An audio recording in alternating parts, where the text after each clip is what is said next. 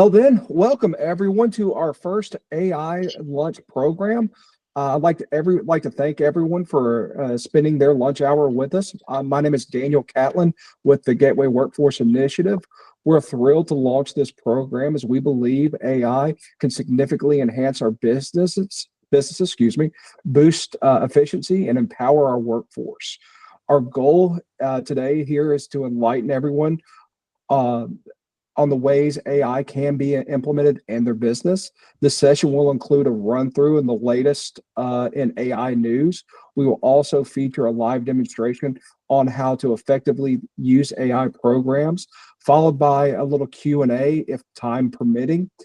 This month, we'll be learning about Gemini and how it can be used in the Google Workspace. Now I'd like to hand it over to Michael Beauchamp from Local IT.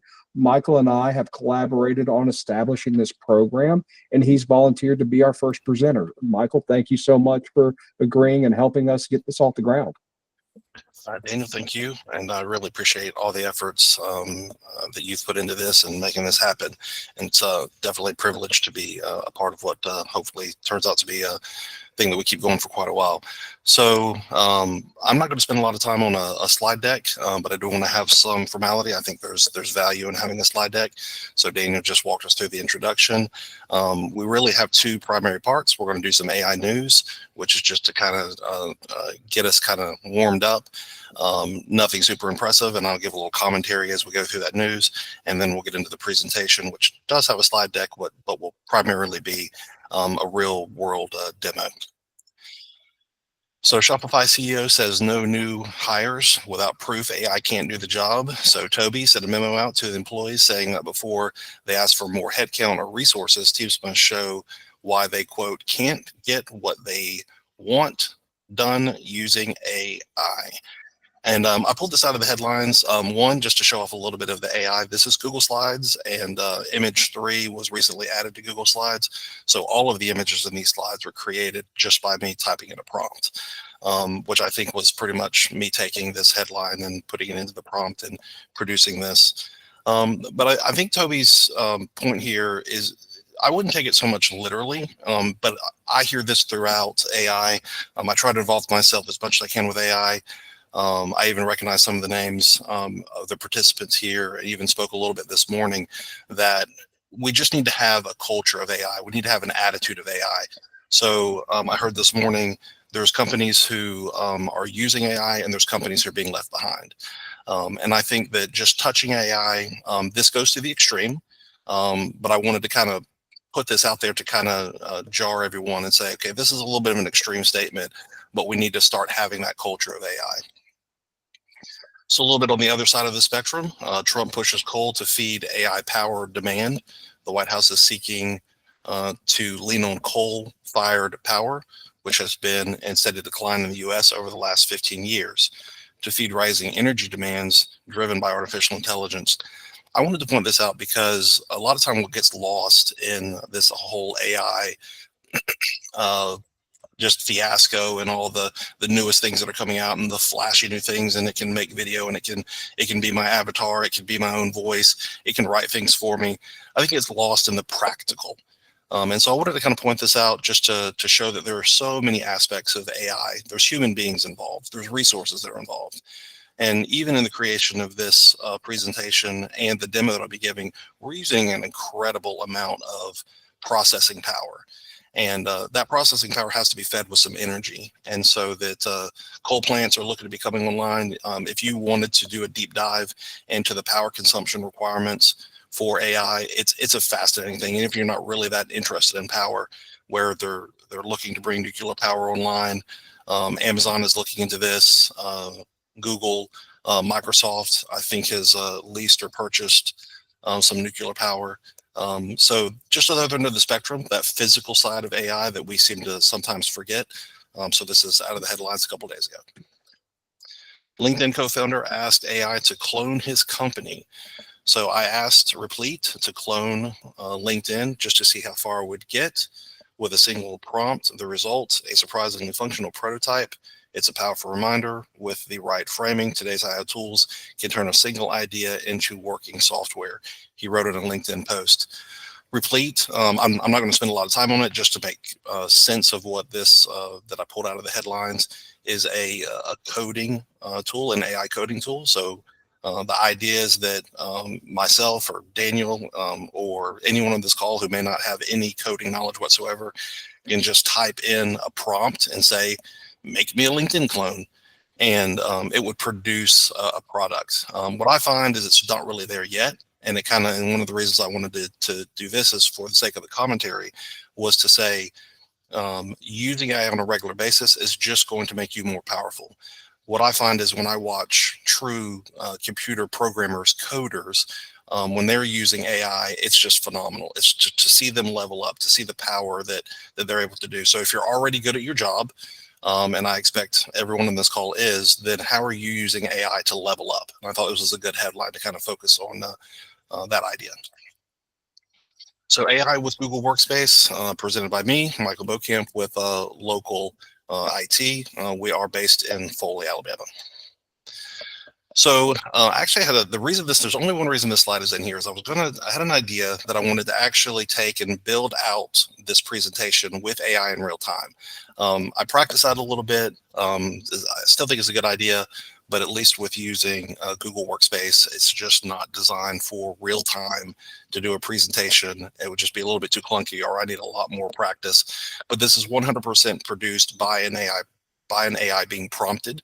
So in a Google slide, I said, make me a slide. It needs to have a title and this piece of information, and make me a graphic. And so this is 100% produced by a prompt. Now let's get into the good stuff. So mostly for the rest of the presentation, I'm going to go over a slide, and then we're going to see what it can do in action. So Gemini is the AI that we're using. I may talk about Claude, I may talk about ChatGPT in comparison, but this is to show you what Gemini can do in the Google Workspace environment, so that you can look at using that to make your company productive today. If you're using Microsoft 365, of course, you have Copilot and other things, but today's presentation is just to show off these tools and how you can implement it. So Gemini in Gmail, what we're going to look at is write in your own words and have Gemini give it a polish. We're going to have Gemini write an email for us, and then we're going to see what we can do with a little bit of research in our inbox. So let's see it in action. So this isn't going to be as robust as I would like. This is my sandbox. I don't know if you'll notice, but I am Forward Prefect for this demonstration. This is one of our test platforms that we use before we put something into one of our customers' production. Sometimes we may want to test it out if it's a pretty big implementation. So this doesn't have a lot of data on it, but for this size of this audience, I didn't want to put my live production data out there in front of everyone, especially since this is being recorded. What I did want to show you is that I took the time to go ahead and write an email out that I am looking kind of in the past, and this is what an email would have looked like that I would have sent to Daniel. So let's see how it works. Hi, Daniel. It was great to see you at South Baldwin Chamber of Commerce, Leadership Lunch, Alabama's AI Opportunity, Understanding and Embracing the Future. That's way too long of a sentence. Kai is a great public speaker. I was not expecting him to present AI so specific to Alabama in general and Baldwin County specifically. And I hope everyone picked up on the grammar problems with that sentence. I have been going to Kai's LAAI meetings for months now. His passion to bring AI to this area is nearly evangelical. And I chose evangelical on purpose here because that's not necessarily something that you hear in a business email. But it's something that I do believe is a correct word to use, just not something you would put in a business email.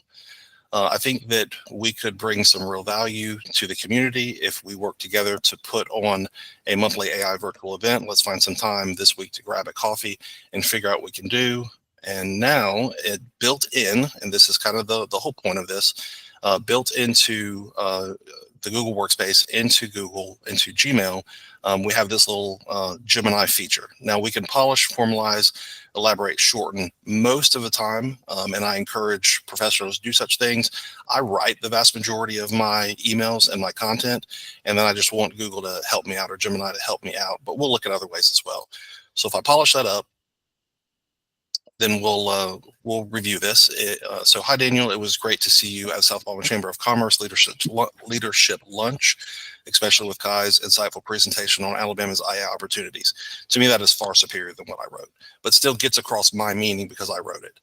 I was impressed by how specific he addressed the implementation for both, implications for both Alabama and Baldwin County. Having attended Kai's LAAI meetings for months, I've seen firsthand his dedication to introducing AI to our area, which is, of course, a far superior sentence than what I chose to write.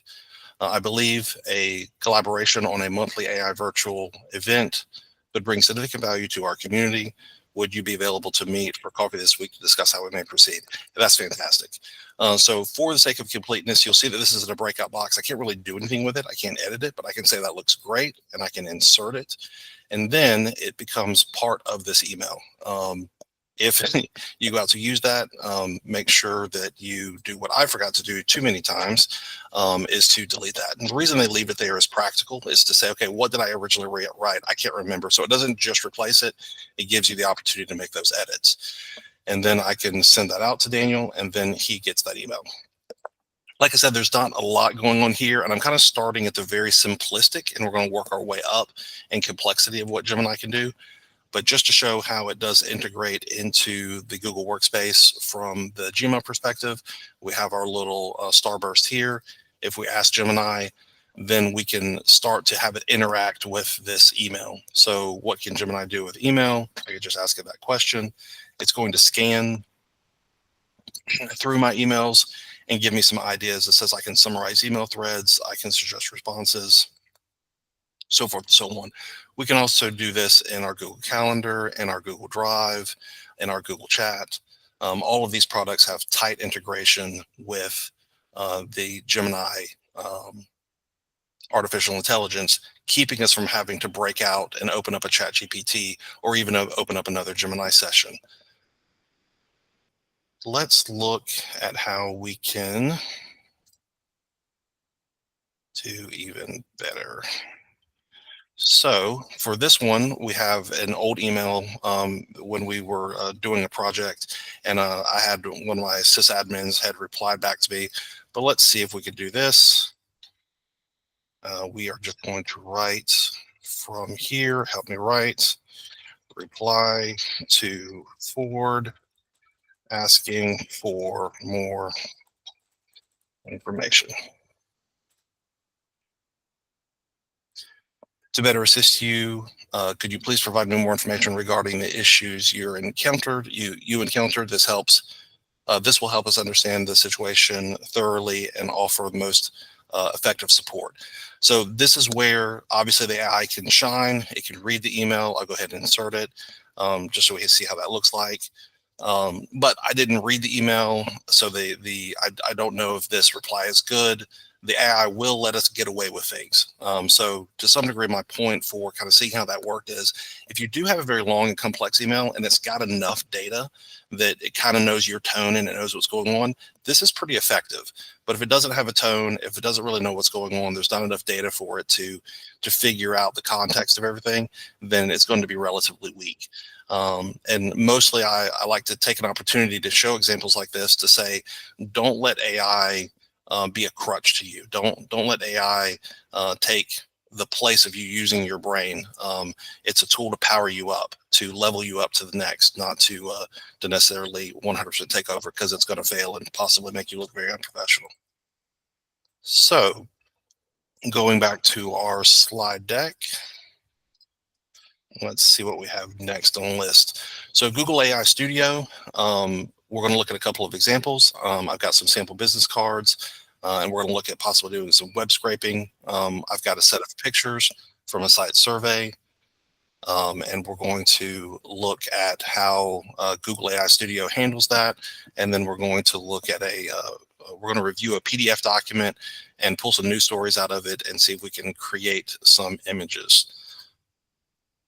So this is the Google AI Studio. You can simply do a Google search for Google AI Studio or aistudio.google.com. So for the first one, we're going to look at some business cards. I've got those in Google Drive.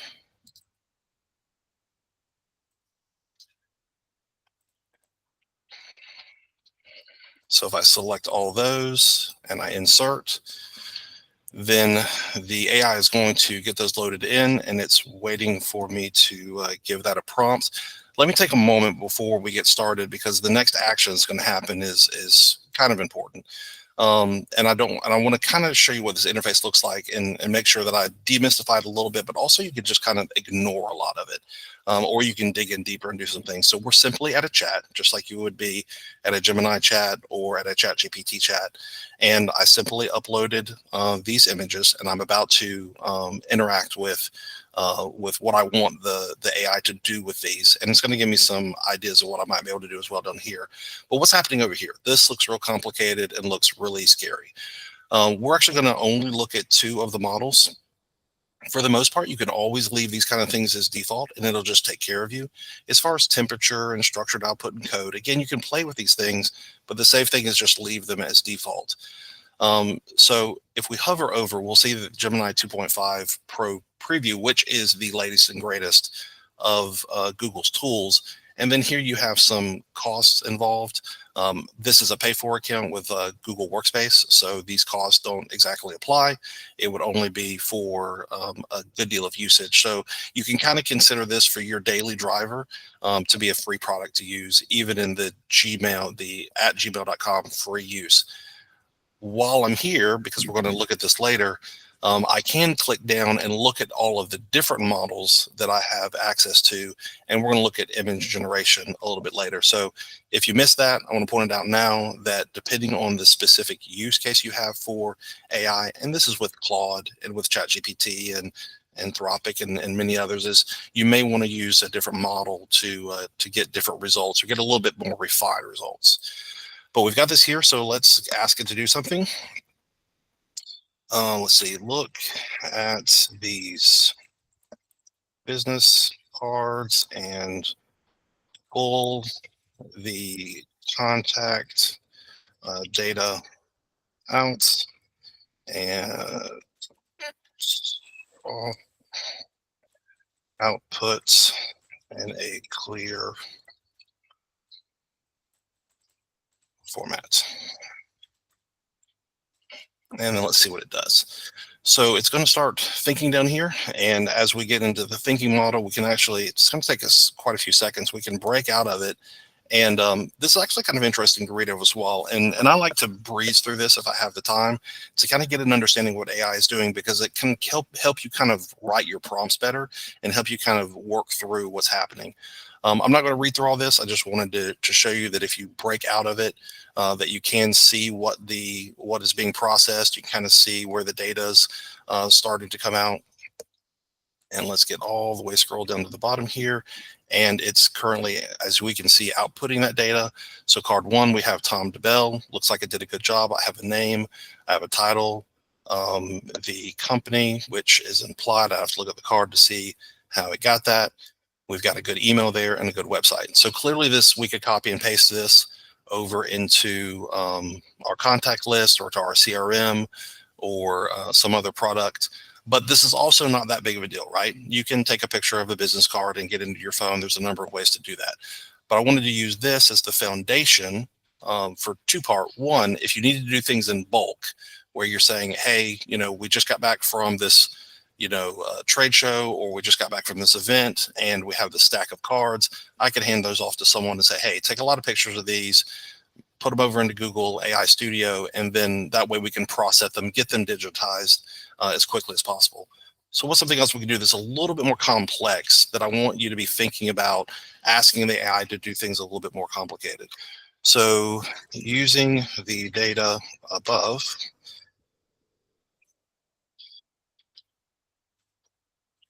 create a comma separated value file. I think it needs outputs in a Google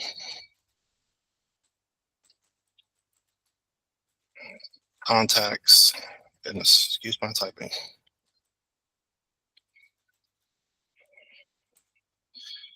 format. I'm going to leave that typo there because it doesn't care.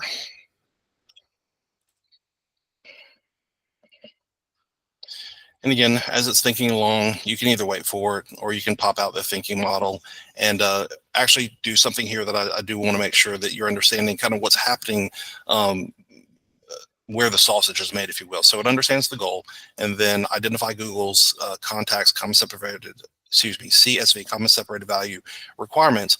And this is important. If you went and looked at pulling down a template, and you can do this with Microsoft 365, you can do it with other CRMs, where it's going to go look for a template on the internet. It understands that in its training data, and it's going to say, okay, I know that I need to line up organization name, organization one name with company, and organization one title with job title. And so it's taking that output that's a little bit more human reader friendly, and it's putting it into the format that Google Contacts is going to want if I'm going to import a large amount of data. So it worked that all out, it thought through it, it put it into those formats, and then what did we actually get? So we get a couple of cool things happening here. First, it says, I got it done, and then here's the instructions. Maybe you don't even know how to do this. So it says, here's how you're going to get this file from here to where you want it. But also, and this is just going to flash and be a download, if I hit this download here, then that flashes up into my downloads. I can rename that to CSV file, and that's ready for me to directly import. So here's the raw data that it pulled in as a comma separated value. And then it gives me some little extra pieces here to say, okay, here's what I've done, or here's some expanding information. Let's take it one step further. With this one, I'm going to do grounded in Google search, and I'm going to say using the data above, scrape the web and give as much detail about each person and company.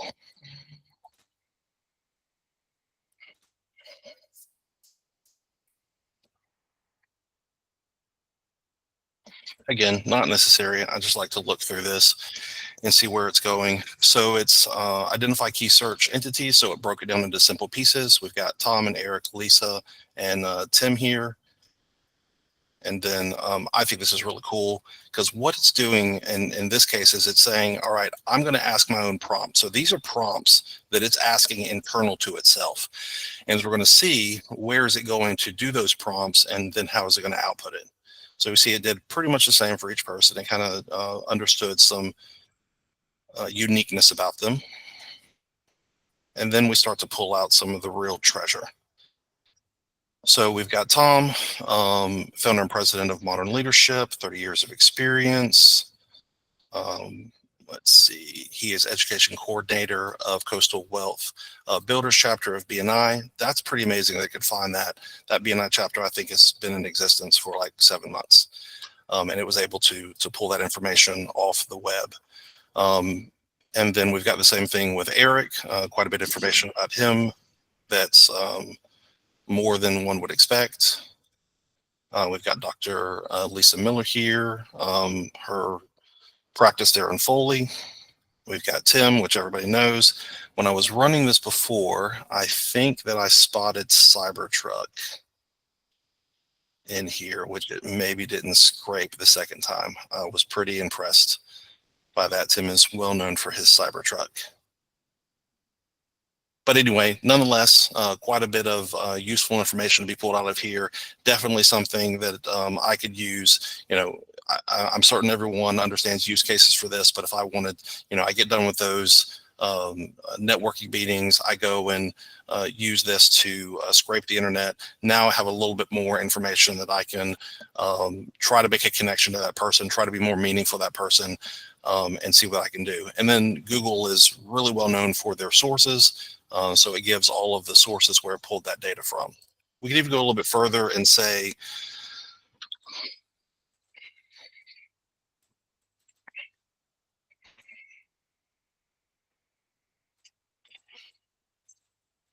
goodness gracious, my typing skills are.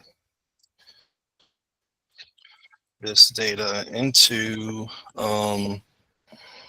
something that is helpful for my sales guy. And this will be our last sample of this.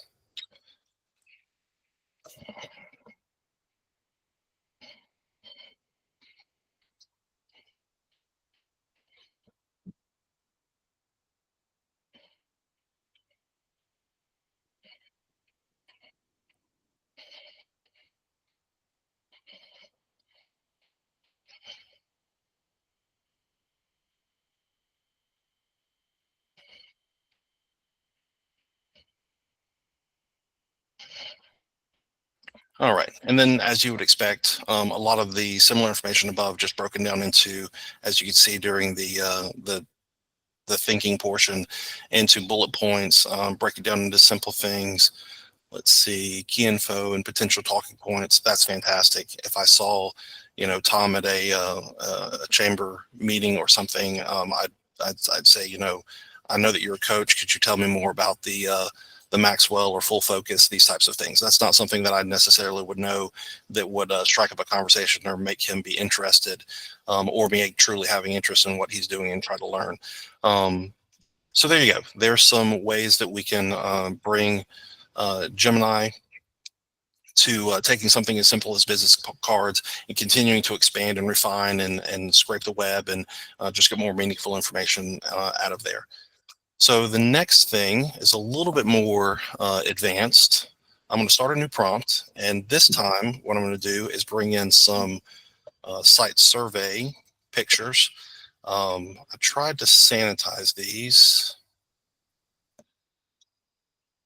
Yeah. So these are from an actual real customer of mine, but I tried to get as little detail. I think there's an IP address that's snuck in there, but it's not really relevant. You can't tell anything from an IP address. That's about it.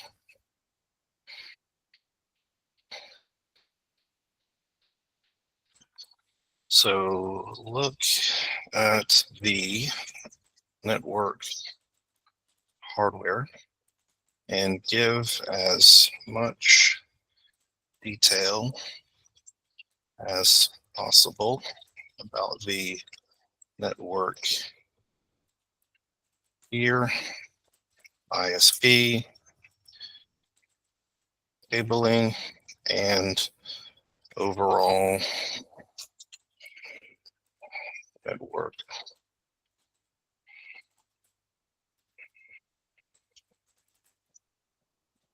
All right, so we're going to ask it to do some fairly sophisticated network evaluation.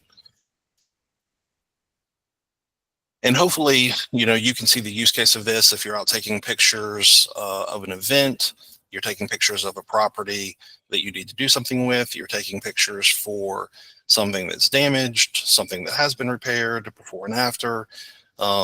You can really flex with Google AI Studio. It just has a lot of power in doing this. And also, let me make sure that I'm bringing up a concept here while we're waiting on this to process, because it's chewing on quite a bit of data.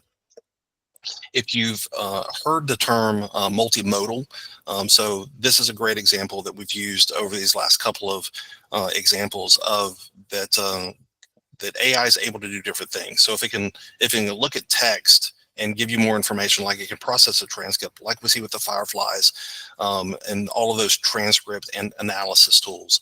And it can enable to summarize it or expand upon it, but that's just text data.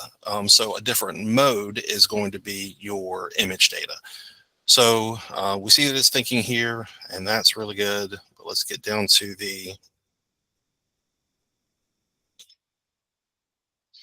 oh no, that's what it did. So there's my output. Okay, so we'll start at the top. I asked it about the ISP, so it has here in the ISP section, it's an ONT, which is our fiber optic network, and a couple of things that it did a good job on. I don't see that it pulled out C-Spire yet. It does see it's a C-Spire router here.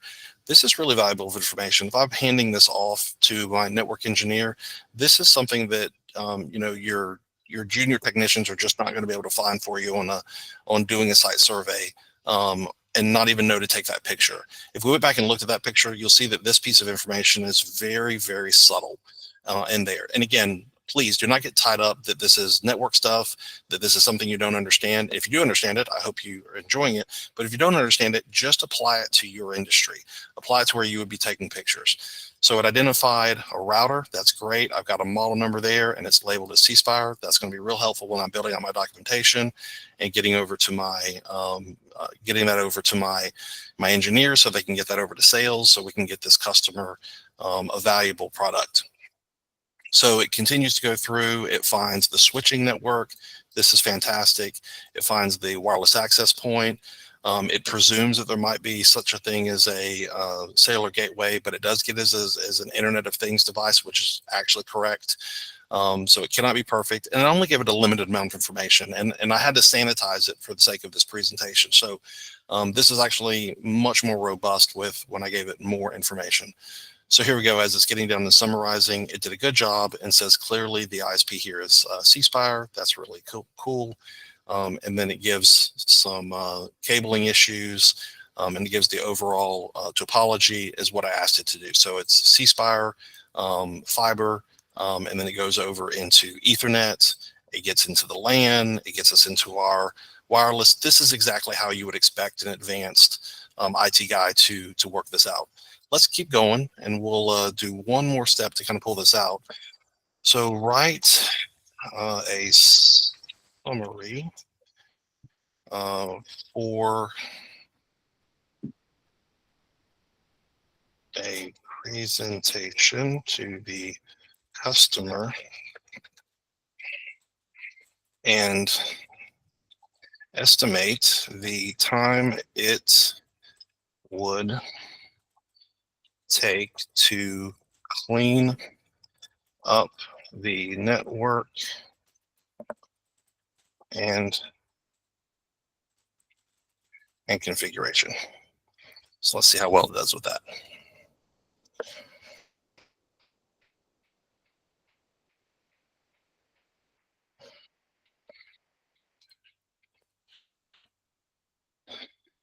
Okay, so here's a breakdown of the thinking process. Objectives: create a concise presentation summary for customer about their network and setup, and propose a cleanup, including a time estimate. We've got our audience. We've got the key pieces of information that's pulled out of what we've grabbed so far. Physical cleanup is really interesting. And here's where it gets into this thinking, which we'll see summarized below, where it's getting into the hours. So this could take 2 to 4 hours. Cable, so labeling of cables, cleaning up of rack, dust and dealing with that.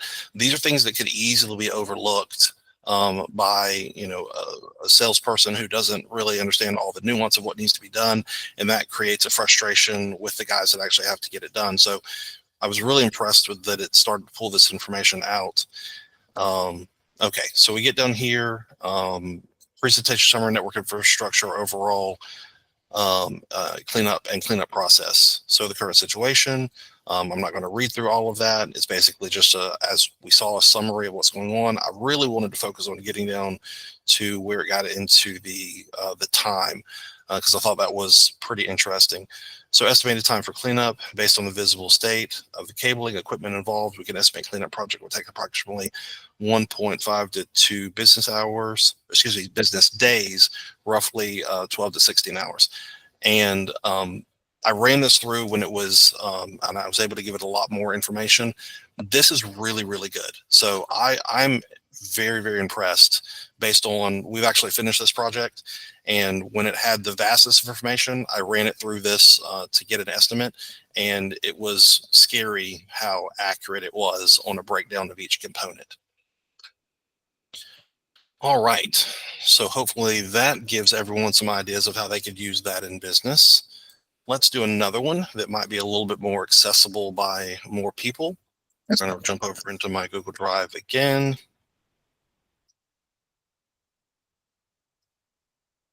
What I did here was just take an email that has some AI news in it. AI Valley is a really good news source. So pull out 3 news stories that would be good for me to post on my blog. Change them up to be a little fun and funny.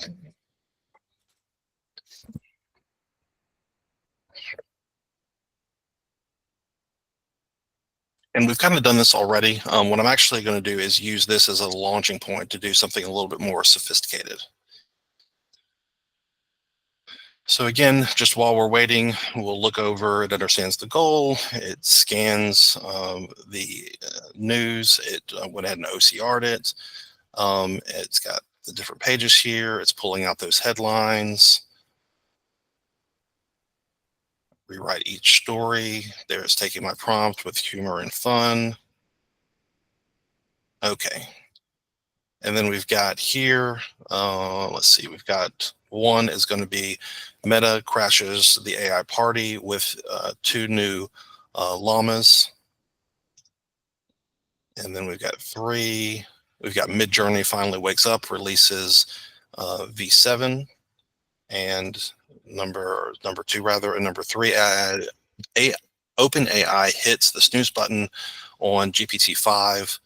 And then, so now that we've got that, is write a prompt for each of these stories for image creation.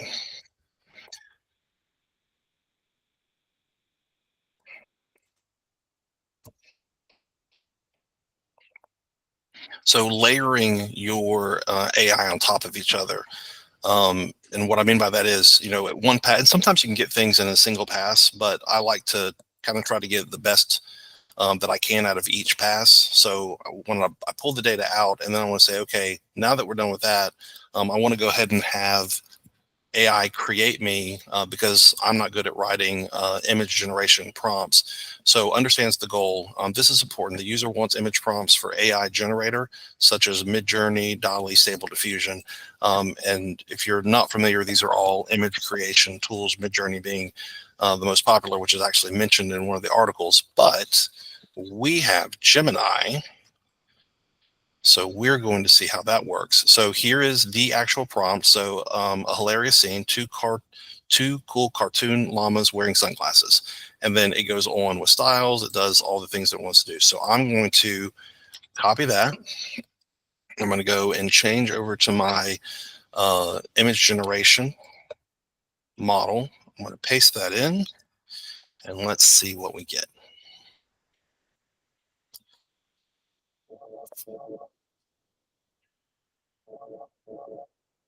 All right, there we go. Those look like 2 pretty cool llamas to me. And you can download this. I'll just go ahead and hit download just to make sure we see that. So that got downloaded, and then I'll quickly just go ahead and do all these prompts, and also so we can see what the speed is on this. It's pretty fast. Let's see, slightly frazzled but happy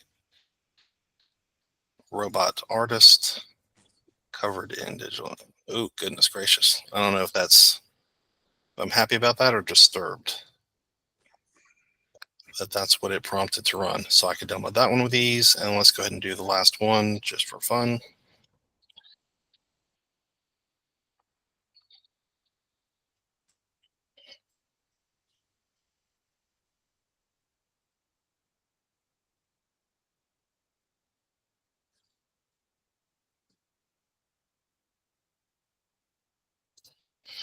So coming soon, the big brain of ChatGPT 5.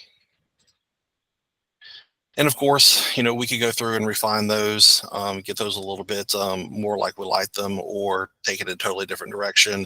We could even get the prompt to be rewritten with that. So it's just more that you see prompts, more that you get AI to help you write those prompts. You can obviously refine those prompts, which is kind of the point that I want you to take away. All right. So what we did there was we used Google AI Studio. We did some business cards and some scraping. We took some site survey pictures and got some description of those. We took that PDF, we wrote a review, and then we created some images. So for our next part, we're actually, this is a little bit tricky. So I'm going to go through Notebook Notebook LM. But what's tricky about what I want to try to accomplish today is I want to try to take today's presentation and use this data that we've collected over this time and show you how Notebook LM works, because it's really unique. Google's created something different here that is a lot of people are looking at as kind of we didn't think to use AI that way, and it kind of solves some problems. And it does some interesting things. So using today's presentation as source material, show off Notebooks LM's ability to summarize first, but then what I want to show is its ability to expand that information. And then we're going to look at some mind map, and then we'll see what we can do with a podcast. So I've practiced on this, but let me go ahead and create a new one. And I'm going to take my time to walk through these. Daniel, how are we doing on time? We got about 15 minutes, but don't forget to tab over. We're still seeing the AI studios. I'm sorry. Perfect. Thank you. So let me go back to that slide. So here's a slide, Notebook LM. We're going to take today's presentation. We're going to summary, we're expand it, we're going to mind map, we're going to do a podcast. So now let me remember to tab over. This is our Notebook LM interface. Let me go back to the beginning so you can see how this works. Let me get this one deleted. All right, so this is the interface. If you go to notebooklm.google.com, we're going to create. That will immediately pop open our sources. If we didn't do that, I just wanted you to be comfortable, because we're going to review all these panels where we've got our source here. I'm going to hit add. Again, the tight integration with Google means that I'm going to get Google Docs and slides. I can also go scrape a website. If anybody is interested in this, let me tell you that it's a good 25% failure rate on scraping websites. So use that one. Don't get too enthusiastic if that's something that you're interested in. YouTube does a really good job. When we talk about multimodal, let me set an expectation here with YouTube. What it's actually doing is it's pulling the transcript. So if you were to say, like if Daniel were to take this YouTube video and get it published here in the next 24 hours, it's going to take an additional amount of time before YouTube transcribes that video, auto transcribes it. And so it would not be available to be used in this URL. It would just say, error, I don't have anything to pull. So just to give some context for how these two works, and then copied text is exactly as you would expect. I use this to throw in some really quick notes every once in a while. One thing to point out, if you to go use this product, that can be a little bit disconcerting if you're using Google Drive and you're going to grab those spreadsheets or those PDFs and things, it won't work. It only grabs Google Docs and slides. But never fear, you can always just put those into other formats, take those spreadsheets, put them into PDF, take any other data that you've got, put them in PDF. It can also accept Markdown and audio formats of different types. But for our case, we do have plenty of this data in Google Drive. So what I did is, or what I want to do is take our very slideshow that we have, our slide deck that we have now. Also, when I was running through my tests, I captured all of the data output that we have. So we're going to take this and the data output from one of my previous sessions.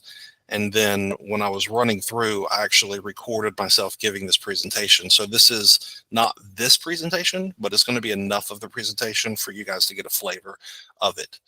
So we can insert that. Let me go back to add data. As you can see, for the pay for, if you're in Google Workspace, then you're going to get up to 300. This actually does right now have a diminishing return. I've been up to about 50, 70 documents, and I see a lot of good value. But it starts to get a little bit overwhelmed if it gets too much data to deal with.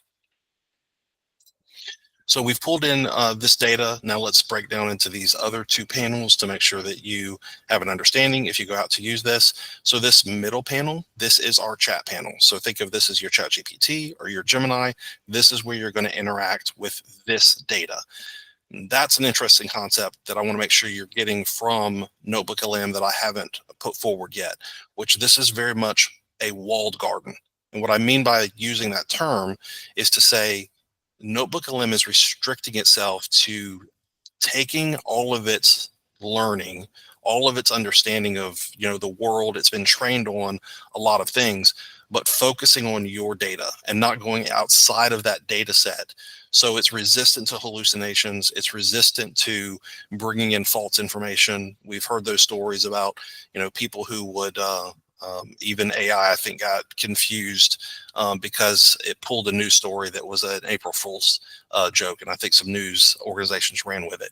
We have the stories up in New York. I think there was the attorney who got in trouble because AI hallucinated an event. So this is resistant to that, and it also keeps your data in-house. So if you're pulling this data from your Google Drive, it goes into Notebook LM. Notebook LM is part of the core of Google Workspace. And I say that as a security concern, not as a sales concept, but as a security concept, that you're keeping your data in-house. So if you've got things that are SOPs that you've built, and you want to use this as a training platform, that's really what Notebook LM is primarily geared for, is to take all of that training data, get it into one spot, and then you could have, either an executive all the way down to your new hire ask questions against those SOPs, against those training documents, this, that, and the other. So this is our chat interface. And you can see that we've got some prompts down here, which we are going to use. But while we're here in the chat, let's hold here and let's look over at Studio. Studio is the actual output that's going to retain this data.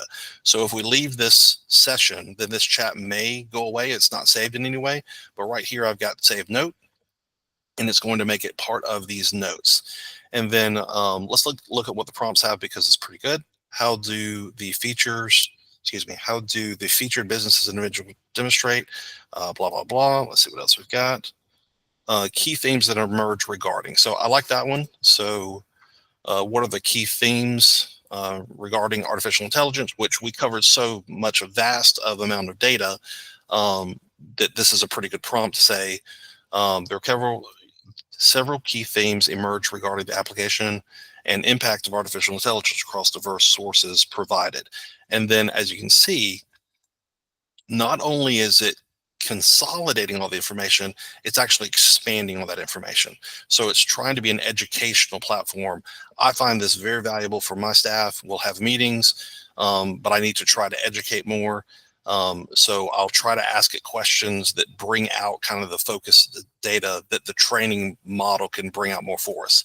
Another one, just because we're going to run short on time, I want to look at is, I use this all the time, glossary of terms. This becomes very helpful. And I forgot to add that to my model. And then while we're doing that, let me go ahead and hit that generate button. So based on the sources, here's a glossary of terms related to artificial intelligence and technology. Now, most of these things I said during my presentation, but some of them I did not necessarily directly say. And somehow or another, and Google has not revealed how they do this, where they're using the walled garden, but they're also using the vastness of the internet to pull information out. So context window, I didn't really directly say anything about context windows, but it understood it from some of the other terms that I said. And then GPUs we talked about, VLANs is in the documentation. So a lot of this stuff is found in the documentation. I'm pretty confident most in the room don't understand what DHCP stands for. And if you had to review this document, that's why I really like the glossary of terms. This is just giving you a really quick note to say, okay, let's not assume that you know all this nomenclature of the industry that we're talking about, but it gives us a nice little type breakdown. So I can save this over here. And again, because we're running out of time, I'm going to hit briefing of this document. As you can see, I've got all 4 of these. And as soon as that gets generated, let me show you this next part that becomes significant if you're going to use this tool. In notes here on the top right area, we've got convert all notes to source. This is mostly just a time-saving feature for the next step. Although you can definitely do that, delete these out, and do this over and over again. As you add more data, you can grow and grow and grow. So if you have, say there's a stand-up meeting and you just want to keep adding and adding and adding information, you could continue to add the studio over to the source and then delete the studio so that it's becoming usable on a weekly basis if you need to refresh this area but not lose that information. But while we're here, let me make sure that we see what's happening. So this is our summary, and it goes through here. And then what happens is each one of these sections is broken down into this large document. One of the things that NotebookLM does not seem to want to fix right now is for me to get this out of here. I'll air the dirty laundry. This is really a copy and a paste. I'm not gonna go through that effort, but I would have to copy this and then paste it over into, say, a Google Doc or something, and then tighten up the formatting a little bit. But then this would be a product that would be ready to be used in some form or fashion. So, Daniel, that's about it. I'm going to try to get NotebookLM to give us the big up. Here's the big finish.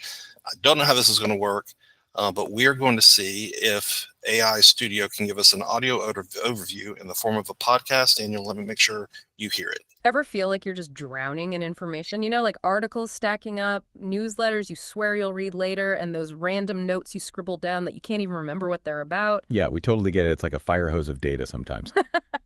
But that's why you're here with us on the deep dive.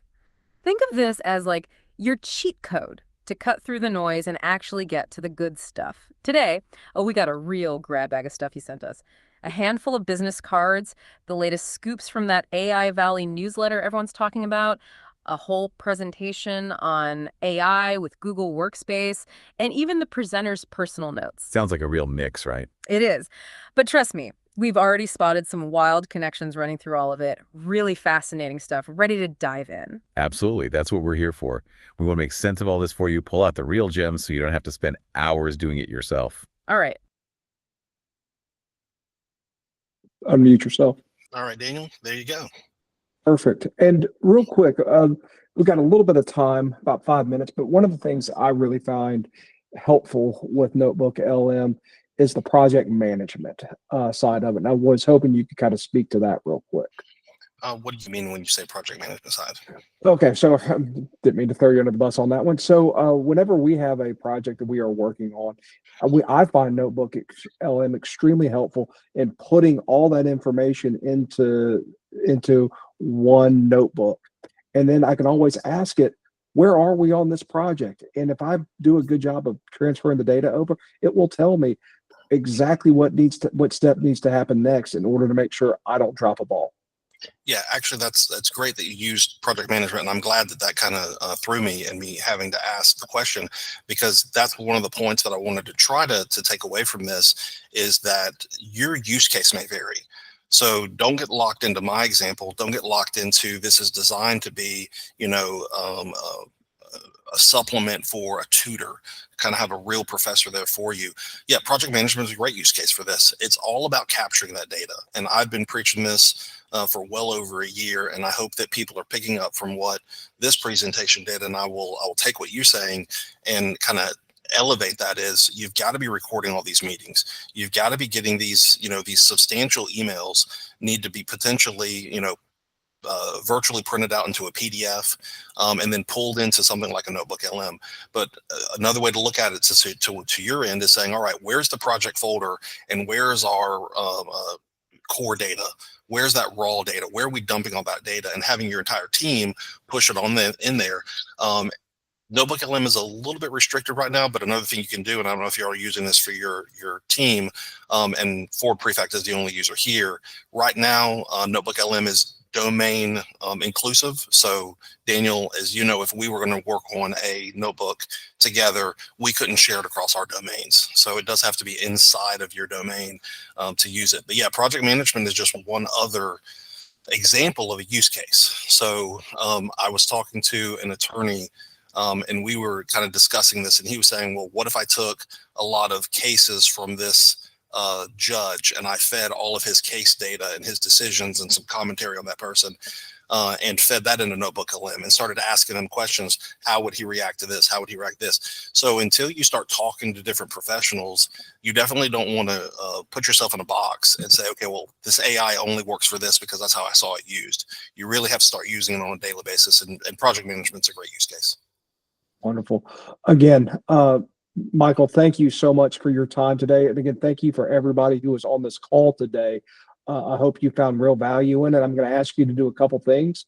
If you would please tell me what you find useful and areas we can improve. There's always room for improvement on our end. So let us know what you would like to hear and ways we can help deliver that to you. We'd love to be able to provide a better product. But next month, we're excited to say we're going to be doing another AI and Lunch program. It's going to be May 14th. Chris Haber with Easy AI is going to be on here discussing voice AI, text back technology, web chatbots, and AI automation, and how that can be implemented in your businesses. So again, please mark your calendars. We'd love to have you back. And again, this recording will be put on YouTube if you'd like to share that with anybody or rewatch a portion of it. Again, thank you so much. If anybody has any questions, feel free. The presentation's over, but if you have a question, you'd like to raise your hand, I will try to recognize you and you can ask your question. Michael, if that's okay with you. Yeah, I've got time. All right. Mary Williams, if you would unmute yourself and ask your question. Can you hear me okay? Perfectly. Awesome. My question is pertaining to the images and different aspects of AI. Are those images copyright protected? How are you able to just use them on your social media, websites, things like that? That's a great question, and I'll say first and foremost, I'm not a lawyer, so I can't give legal advice. My understanding, so there's two parts of that I think are important. One, they're not copyrighted. So if it's something that you felt that you created that was significant and unique to your business and you were going to use it, then I would definitely seek legal counsel and go through the proper ways to get that copyrighted. We actually had a speaker at LAAI, so if that's something you want to email Daniel later, I can get you his contact information. There was a firm, I think not out of Mobile, I think they're out of Birmingham, but they have a location in Mobile, who came and spoke to the AI guys, the users group, about copywriting information. A little bit different than what you're asking, but it would definitely overlap. But what I can tell you on the other side of that, so that's for your protection. For your usage, you can use as much as you want. Those images that I created have never been created in the history of mankind. Those were unique to me at that very second in time. That's kind of more where I was going. I just didn't want to hand slap later that we posted something we shouldn't post. Nope, you can use them as much as you want. Thank you. Thank you.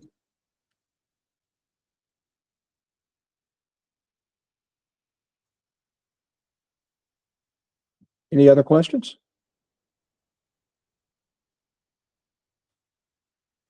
If not, I will go ahead and end this call. And again, thank you so much for everybody for being a part of our first AI and Lunch. Yeah, y'all have a great day.